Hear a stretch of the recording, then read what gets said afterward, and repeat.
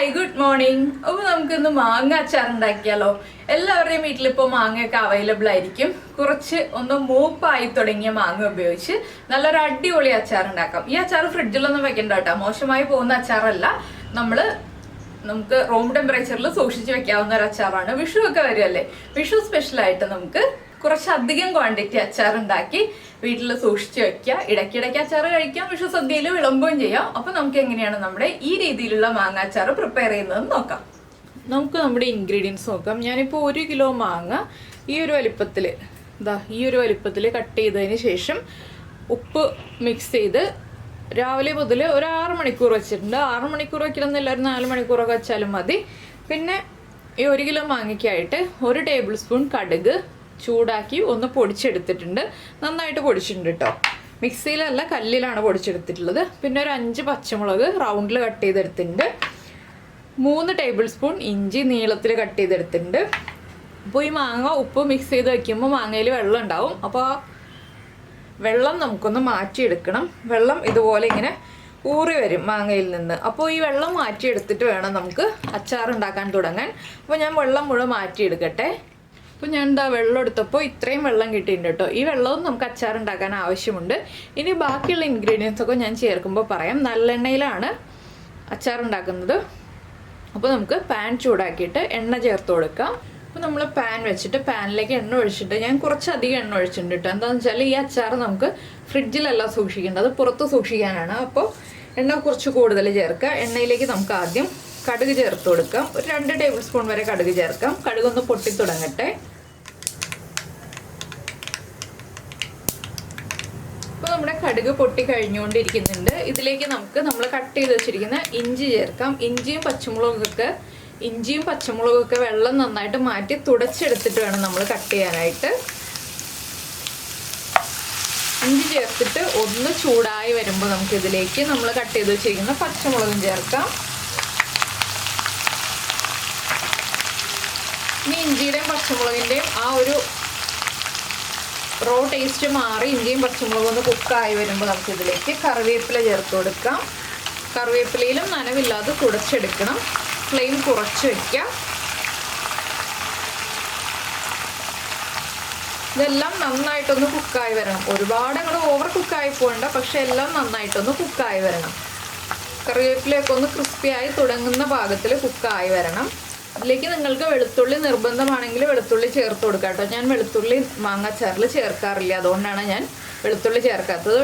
ഒരുണ്ട വെളുത്തുള്ളി നമുക്ക് നീളത്തിൽ 2ആയിട്ട് കട്ട് ചെയ്തിട്ട്, ചെറിയ വെളുത്തുള്ളി ആണെങ്കിൽ 2ആയിട്ട് കട്ട് ചെയ്യാം, വലിയ വെളുത്തുള്ളി ആണെങ്കിൽ 4ആയിട്ട് നീളത്തിൽ കട്ട് ചെയ്തിട്ട് ഇതിൻ്റെ കൂടെ തന്നെ ചേർത്ത് ഇതുപോലെ കുക്ക് ചെയ്തെടുക്കാം. അപ്പോൾ ആ ഒരു പത ഉണ്ടല്ലോ, നമ്മളെല്ലാം ചേർത്തപ്പോൾ ആ ഒരു പതയൊക്കെ അടങ്ങി വന്നിട്ടുണ്ട്. ഇനി നമുക്ക് ഫ്ലെയിം ഓഫ് ചെയ്യാം. എണ്ണയുടെ ചൂടൊന്ന് കുറഞ്ഞ് വന്നിട്ട് വേണം നമുക്കിനി ബാക്കിയുള്ള കാര്യങ്ങൾ ചേർത്ത് കൊടുക്കാനായിട്ട്. അപ്പോൾ എണ്ണയുടെ ചൂടൊന്ന് കുറഞ്ഞ് വരുന്നത് വരെ ഒരു മിനിറ്റൊക്കെ ഒന്ന് നമുക്ക് വെയിറ്റ് ചെയ്യാം. അതിനുശേഷം പൊടികൾ ചേർത്ത് കൊടുക്കാം. അപ്പോൾ ഞാൻ ആദ്യം ചേർക്കുന്നത് നമ്മുടെ ഉലുവ വറുത്ത് പൊടിച്ചതുണ്ടല്ലോ, ഉലുവ വറുത്ത് പൊടിച്ചത് ഒരു 1/2 ടീസ്പൂൺ ചേർക്കുന്നുണ്ട്. അതുപോലെ തന്നെ 1 ടീസ്പൂൺ കായപ്പൊടി ചേർക്കുന്നുണ്ട്. പിന്നെ നമ്മൾ പച്ചമുളക് 5 എണ്ണം ചേർത്തിട്ടുണ്ട്. പിന്നെ നമ്മുടെ എരിവനുസരിച്ചാണ് മുളക് പൊടി ചേർക്കുന്നത്. ഞാനിപ്പോൾ 5 ടീസ്പൂൺ മുളക് പൊടി ചേർക്കുന്നുണ്ട്. അത് നിങ്ങളുടെ എരിവനുസരിച്ചിട്ട് ചേർക്കുക.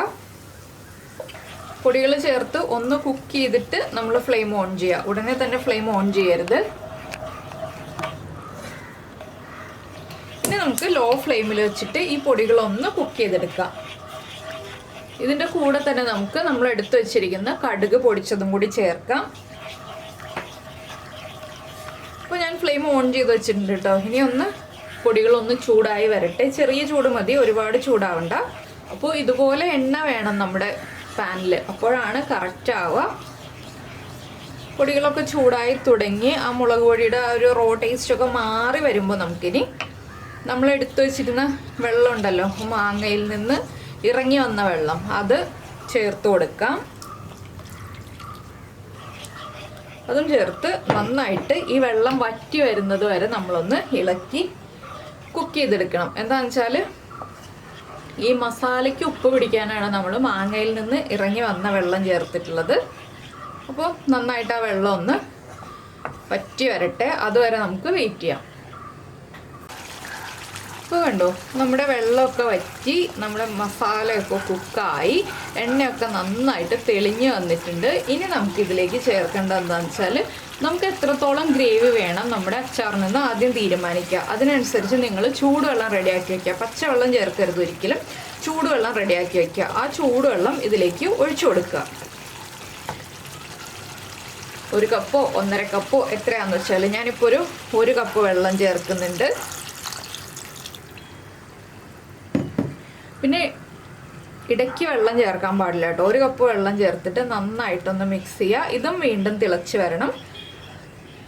ചൂടുവെള്ളമാണ്, പച്ചവെള്ളമല്ല, അത് പ്രത്യേകം ശ്രദ്ധിക്കുക. ഇനി നമുക്കിതിലേക്ക് ചേർക്കേണ്ടത് 1 ടീസ്പൂൺ പഞ്ചസാര. അച്ചാറിൻ്റെ പുളിയും എരിവും ഒക്കെ ബാലൻസ് ചെയ്യാനാണ് നമ്മൾ 1 ടീസ്പൂൺ പഞ്ചസാര ചേർക്കുന്നത്. പഞ്ചസാരയ്ക്ക് പകരം ശർക്കര ചേർത്താലും മതി. അപ്പോൾ ഇനി വീണ്ടും വെള്ളം തിളയ്ക്കട്ടെ. ഇതിലേക്ക് നമ്മൾ ഇനിയും കുറച്ച് കാര്യങ്ങൾ ചേർക്കുന്നുണ്ട്. 1/4 കപ്പോളം വിനാഗിരി ചേർക്കുക. 1/4 കപ്പ് മതി, അതിൽ കൂടുതൽ വേണ്ട. നിങ്ങളുടെ മാങ്ങയ്ക്ക് പുളി കൂടുതലാണെങ്കിൽ 1/4 കപ്പിൽ താഴെ മതി. 2 ടേബിൾ സ്പൂണൊക്കെ മതി. പുളി കുറവുള്ള മാങ്ങയാണെങ്കിൽ 1/4 കപ്പോളം വിനാഗിരി ചേർത്ത് കൊടുക്കാം. ഇതെല്ലാം ചേർന്ന് നന്നായിട്ടൊന്ന് തിളയ്ക്കട്ടെ. ഇപ്പോൾ നമ്മുടെ അച്ചാറിൻ്റെ ഗ്രേവി നന്നായിട്ട് തിളയ്ക്കുന്നുണ്ട്. ഇതൊന്ന് തിളച്ച് കുറച്ച് റെഡ്യൂസ് ആവണം. ഒരുപാട് അങ്ങോട്ട് റെഡ്യൂസ് ആവണ്ട, കുറച്ചൊന്ന് റെഡ്യൂസ് ആവണം. അപ്പോൾ ആ വിനാഗിരിയൊക്കെ ഒന്ന് കുക്കായി നന്നായിട്ട് കുറുകി ഒന്ന് വരും. ഒരുപാട് തിക്കായി പോരുത് കേട്ടോ.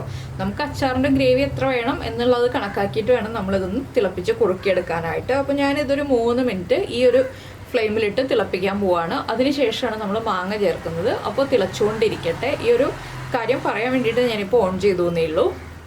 അപ്പോൾ നമ്മുടെ ഗ്രേവി ഇതാ തിളച്ചൊന്ന് റെഡ്യൂസായി വന്നിട്ടുണ്ട്. എനിക്ക് കുറച്ച് ഗ്രേവി വേണം കേട്ടോ, അതുകൊണ്ടാണ് ഞാൻ ഇത്രയും റെഡ്യൂസ് ചെയ്തിട്ടുള്ളൂ. നിങ്ങൾക്ക് കുറച്ചുകൂടി കുറുകിയിരിക്കുന്ന രീതിയിൽ മതിയെന്നുണ്ടെങ്കിൽ കുറച്ചുകൂടി റെഡ്യൂസ് ചെയ്യാം. അപ്പോൾ ഇനി നമുക്ക് മാങ്ങ ചേർത്ത് കൊടുക്കാം. അപ്പോൾ ഞാൻ ഉപ്പ് ചേർത്തിട്ടില്ല. എന്താണെന്ന് വെച്ചാൽ നമ്മൾ മാങ്ങയിൽ ഉപ്പ് പുരട്ടി വെച്ചിരുന്നതാണ്. അതുകൊണ്ട് ഉപ്പൊന്നും ഇപ്പോൾ ചേർക്കരുത്. മാങ്ങ ചേർത്ത് ഇളക്കി മിക്സ് ചെയ്ത് കഴിഞ്ഞിട്ട് മാത്രം ഉപ്പ് ചേർക്കുക. ആവശ്യമാണെങ്കിൽ മാങ്ങ ചേർത്ത് നന്നായിട്ടൊന്ന് ഇളക്കുക.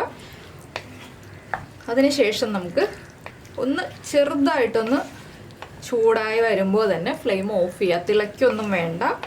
നന്നായിട്ടൊന്ന് മിക്സായി ഒന്ന് ചൂടായി വരുമ്പോൾ തന്നെ നമുക്ക് ഫ്ലെയിം ഓഫ് ചെയ്യാം. വളരെ ഈസി അല്ലേ? അധികം ബുദ്ധിമുട്ടുകളില്ല. ഒരുപാട് ഇൻഗ്രീഡിയൻസും വേണ്ട. കുറച്ച് എണ്ണ കൂടുതലായിട്ട് ചേർക്കണം എന്ന് മാത്രമേ ഉള്ളൂ. മാങ്ങ ചേർത്ത് മിക്സ് ചെയ്ത് കഴിഞ്ഞിട്ട് നിങ്ങൾ ഉപ്പൊന്ന് ചെക്ക് ചെയ്യുക. ഉപ്പ് ആവശ്യമാണെങ്കിൽ ചേർത്ത് കൊടുക്കുക. നന്നായിട്ടൊന്ന് ഇളക്കി മിക്സ് ചെയ്ത് കഴിയുമ്പോൾ തന്നെ കണ്ടോ, കറക്റ്റാണ് ഗ്രേവി. മാങ്ങയുടെ അളവിൽ തന്നെയാണ് ഗ്രേവിയും ഉള്ളത്. ഇനി ഒന്ന് ഉപ്പ് ചെക്ക് ചെയ്ത് നോക്കുക. ഉപ്പ് കുറവാണെങ്കിൽ ഉപ്പ് ആഡ് ചെയ്ത് കഴിഞ്ഞിട്ടുണ്ടെങ്കിൽ നമുക്ക് ഫ്ലെയിം ഓഫ് ചെയ്യാം. ചെറുതായിട്ടൊന്ന് എണ്ണ തെളിഞ്ഞ് ചൂടായി ഒന്ന് വരണം. ഇപ്പോൾ തന്നെ എണ്ണയൊക്കെ തെളിഞ്ഞാണ് നിൽക്കുന്നത്. ഒന്ന് ചെറുതായിട്ട് ചൂടായി വരുമ്പോൾ തന്നെ നമുക്ക് ഫ്ലെയിം ഓഫ് ചെയ്യാം. തിളയ്ക്കരുത്. അപ്പോൾ എല്ലാവർക്കും ഈ ഒരു റെസിപ്പി ഇഷ്ടമായി ഉണ്ടാവുമെന്ന് വിചാരിക്കുന്നു. ഇനി അച്ചാറിൻ്റെ കറക്റ്റ് പാകം ഞാൻ അടുത്ത ദിവസം കാണിക്കാം കേട്ടോ. ഇതിപ്പോൾ ഞാൻ രാത്രിയാണ് അച്ചാർ ഉണ്ടാക്കുന്നത്. ഇനി നാളെ രാവിലെ ചൂടൊക്കെ മാറി കഴിഞ്ഞിട്ട് നമുക്ക് കാണാം. അപ്പോൾ ഞാൻ ഫ്ലെയിം ഓഫ് ചെയ്യട്ടെ. ചൂടായി വരുന്നുണ്ട്. അപ്പോൾ ഈ അച്ചാർ ഒരു സ്റ്റീൽ പാത്രത്തിലേക്ക് മാറ്റിയിട്ട് നമ്മൾ എയർ ഹോൾസ് ഉള്ള ഒരു പാത്രം എടുത്തിട്ട് അടച്ചു വെക്കുക. എയർ നന്നായിട്ട് പോവുക, ചൂടൊന്ന് കംപ്ലീറ്റ് മാറാനായിട്ട്. അപ്പോൾ ഇപ്പോൾ ഉപ്പൊക്കെ ചെക്ക് ചെയ്തിട്ട് ഉപ്പ് കറക്റ്റ് നിങ്ങൾക്ക് മനസ്സിലാകുന്നില്ല എന്നുണ്ടെങ്കിൽ ചൂട് കംപ്ലീറ്റ് മാറി കഴിഞ്ഞിട്ട് ഉപ്പ് ചെക്ക് ചെയ്തിട്ട് അപ്പോൾ ഉപ്പ് ചേർത്ത് കൊടുത്താലും മതി. ഉപ്പ് ആവശ്യമാണെങ്കിൽ. ചിലർക്ക് ചൂടോടുകൂടി തന്നെ ഉപ്പ് കറക്റ്റ് ആണെന്നില്ല. എന്താണെന്ന് വെച്ചാൽ മാങ്ങയിലുള്ള ഉപ്പ് ആ ഗ്രേവിയിലേക്ക് ഇറങ്ങിയിട്ട് വേണം. അതുകൊണ്ടാണ് ഞാൻ ഉപ്പ് ചൂട് മാറി കഴിഞ്ഞിട്ട് ചെക്ക് ചെയ്താലും മതി എന്ന് പറയുന്നത്. അപ്പോൾ എന്തായാലും നമുക്കിനി നാളെ കാണാം. ഇപ്പോൾ ഇതാ നമ്മുടെ അച്ചാർ എണ്ണയൊക്കെ തെളിഞ്ഞ് റെഡി ആയിരിക്കുന്നുണ്ട്. അപ്പോൾ നമുക്കൊന്ന് ഇളക്കി മിക്സ് ചെയ്യാം. അപ്പോൾ ഞാൻ ചൂട് കംപ്ലീറ്റ് മാറിയതിന് ശേഷം ഇപ്പോൾ എടുത്തതാണ് കേട്ടോ. ഇത് ഞാൻ പറഞ്ഞല്ലോ തലേ ദിവസം എടുത്ത് ഇതുപോലെ അടച്ചു വെച്ചിരുന്നതാണ്. അടച്ചു വെച്ചിരുന്നതെന്ന് പറഞ്ഞിട്ടുണ്ടെങ്കിൽ നമ്മൾ ഒരു ചെറിയ ഹോളുള്ള അടപ്പ് ഉപയോഗിച്ച് അടച്ചു വെച്ചിരുന്നതാണ്. കണ്ടോ, മാങ്ങയുടെ കളറൊക്കെ മാറി. മാങ്ങയിലേക്കൊക്കെ ആ ഒരു മുളക് പൊടിയൊക്കെ പിടിച്ചു വന്നിട്ടുണ്ട്. നന്നായിട്ട് എണ്ണയുണ്ട്. ഇങ്ങനെ നിങ്ങൾ അച്ചാർ ഉണ്ടാക്കി വെക്കുകയാണെങ്കിൽ അച്ചാർ മോശമായി പോവില്ല കേട്ടോ. എണ്ണ എല്ലാ ഭാഗത്തേക്കും ഉണ്ട്. മാങ്ങയുടെ കളറും നന്നായിട്ട് ആ എണ്ണയൊക്കെ അബ്സോർബ് ചെയ്ത് നമ്മുടെ അച്ചാറിൻ്റെ ഉപ്പ് ചെക്ക് ചെയ്യുകയാണെങ്കിൽ അച്ചാറിന് ആവശ്യത്തിന് ഉപ്പുണ്ട്. മാങ്ങയിൽ നിന്നുള്ള ഉപ്പൊക്കെ ഗ്രേവിയിലേക്ക് ഇറങ്ങിയിട്ടുണ്ട്. ഇനിയിപ്പോൾ നമുക്കിതൊരു ഗ്ലാസ് ജാറിലേക്ക് മാറ്റി വയ്ക്കാം, ആവശ്യത്തിനെടുത്ത് ഉപയോഗിക്കാം. അപ്പോൾ നമ്മൾ എടുത്ത് വയ്ക്കുമ്പോൾ ഒരു വലിയ ഗ്ലാസ് ജാറിൽ എടുത്ത് വയ്ക്കുക, ചെറിയൊരു ക്വാണ്ടിറ്റി ചെറിയ ഗ്ലാസ് ജാറിൽ എടുത്ത് വയ്ക്കുക, നമുക്ക് ഡെയിലി യൂസ് ചെയ്യാനായിട്ട്. അപ്പോൾ എന്താണെന്ന് വെച്ചാൽ നമ്മൾ എപ്പോഴും വലിയ ഗ്ലാസ് ജാറിൽ നിന്ന് എടുക്കാതെ ചെറിയ ഗ്ലാസ് ജാറിൽ നിന്ന് എടുക്കുമ്പോൾ സ്പൂണൊക്കെ ചെറിയ നനവുള്ളതാണെങ്കിലും ഇട്ട് കഴിഞ്ഞിട്ടുണ്ടെങ്കിൽ കൂടുതൽ ക്വാണ്ടിറ്റി മോശമായി പോവില്ല. അപ്പോൾ എപ്പോഴും നമ്മൾ ഡ്രൈ ആയിട്ടുള്ള സ്പൂൺ ഉപയോഗിച്ച് അച്ചാർ എടുക്കാൻ ശ്രദ്ധിക്കുക. അത്രയൊക്കെ നമുക്ക് അച്ചാറിൽ പറയാനുള്ള മെയിൻ ആയിട്ടുള്ള കാര്യങ്ങളുള്ളൂ. അപ്പോൾ എല്ലാവരും ഇതൊന്ന് ഉണ്ടാക്കി നോക്കുക. ഉണ്ടാക്കി നോക്കിയിട്ട് നിങ്ങളുടെ അഭിപ്രായം നമ്മുടെ വീഡിയോയുടെ താഴെ ഒന്ന് കമൻറ്റ് ചെയ്യുക.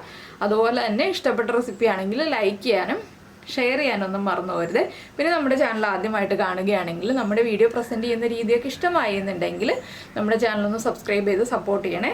ഇപ്പോൾ ഉപ്പ് കുറവാണെങ്കിൽ ഈ ഒരു സ്റ്റേജിൽ നമ്മളിപ്പോൾ ഗ്ലാസ് ജാറിലേക്ക് ആക്കി വെക്കുന്നതിന് മുന്നേ ആണെങ്കിലും ഉപ്പ് ചേർക്കാവുന്നതേ ഉള്ളൂ കേട്ടോ. അപ്പോൾ എന്തായാലും എല്ലാവരും ട്രൈ ചെയ്ത് നോക്കുക. നമുക്ക് നമ്മുടെ അടുത്ത റെസിപ്പിയുമായിട്ട് അടുത്ത ദിവസം വീണ്ടും കാണാം.